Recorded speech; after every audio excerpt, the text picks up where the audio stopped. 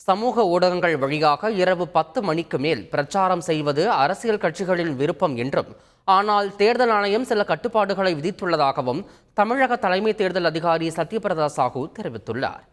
பொதுத் தேர்தல் 2024 என்ற கையேட்டை சென்னை சிவானந்தா சாலையில் உள்ள தூர்தர்ஷன் அலுவலகத்தில் தமிழக தலைமை தேர்தல் அதிகாரி சத்யபிரதா சாஹூ வெளியிட்டார்.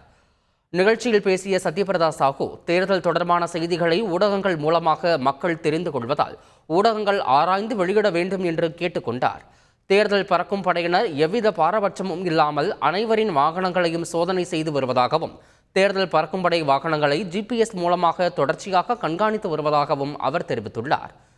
சமூக ஊடகங்களில் இரவு 10 மணிக்கு மேல் பரப்புரை செய்வது அவரவர் விருப்பம் என்றும், ஆனால் தேர்தல் ஆணையம் சில கட்டுப்பாடுகளை விதித்துள்ளதாகவும் அவர் தெரிவித்தார். தேர்தல் பரப்புரை தொடர்பாக பொதுமக்கள் புகார் அளித்தால் நடவடிக்கை எடுக்கப்படும் என்றும் அவர் தெரிவித்துள்ளார். தமிழகத்தில் நாடாளுமன்ற தேர்தலுக்கான வேட்புமனு தாக்கல் பிற்பகல் 3 மணியுடன் நிறைவடைந்தது. இதையடுத்து சென்னையில் தேர்தல் நடத்தும் அதிகாரி தலைமையில் ரிப்பன் மாளிகையில் ஆலோசனை கூட்டம் நடைபெற்றது. சென்னை மாநகரில் மேற்கொள்ளப்பட வேண்டிய பணிகள் குறித்து கூட்டத்தில் ஆலோசிக்கப்பட்டது. சென்னை மாவட்ட ஆட்சியர் ராஷ்மி சித்தார்த் ஜெகடே, சென்னை மாநகர காவல் ஆணையர் சந்தீப் ராயரத்தோர், சென்னை மாநகராட்சி ஆணையர் ராதாகிருஷ்ணன் உள்ளிட்டோர் ஆலோசனையில் கலந்து கொண்டனர். அமலாக்கத்துறை வழக்கில் இருந்து விடுவிக்க கோரிய மனு மீது மீண்டும் வாதிட அனுமதி கோரி செந்தில் பாலாஜி முதன்மை அமர்வு நீதிமன்றத்தில் மனு தாக்கல் செய்துள்ளார்.